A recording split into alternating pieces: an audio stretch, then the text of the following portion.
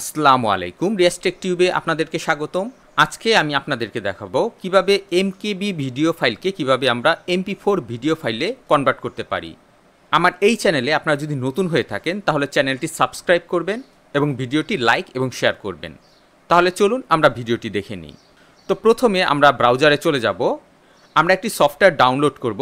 সফটওয়্যারটির নাম হলো হ্যান্ডব্রেক। এই সফটওয়্যারটি পুরোপুরি ফ্রি, আমরা চাইলে যে কেউ এই সফটওয়্যারটি ইউজ করতে পারি। দেখতে পাচ্ছেন এই সফটওয়্যারটি ওপেন সোর্স সফটওয়্যার। তো আমরা এখানে ডাউনলোডে ক্লিক করব, সফটওয়্যারটি ডাউনলোড করে নিব। এখানে আমরা দেখতে পাচ্ছি ম্যাকের জন্য আছে, উইন্ডোজের জন্য আছে, লিনাক্সের জন্য আছে। তো আমরা এখান থেকে উইন্ডোজের জন্য ডাউনলোড করে নিব। এখানে আমরা দেখতে পাচ্ছি ডাউনলোড EXE, এটাকে আমরা ডাউনলোড করে নিব। আমরা দেখতে পাচ্ছি আমাদের ফাইলটি ডাউনলোড হচ্ছে।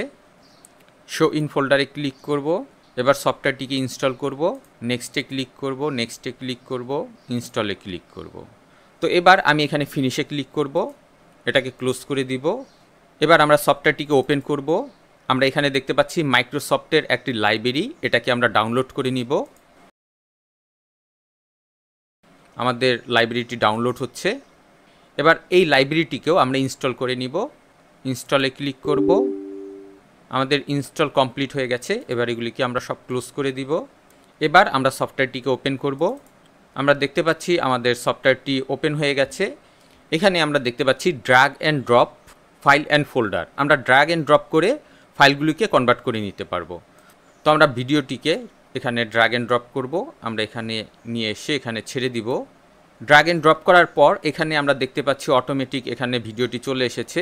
এবার এখান থেকে আমি ভিডিওর যেই ফরম্যাট রাখতে চাই সেই ফরম্যাট আমরা এখানে সিলেক্ট করে দিব। এখানে MP4 আছে, MKV আছে এবং ওয়েবএম আছে। তো আমি MP4 সিলেক্ট থাকা অবস্থায় আমি এই MP4টি কোথায় সেভ করব তা আমি এখানে লোকেশনটি দেখিয়ে দিব।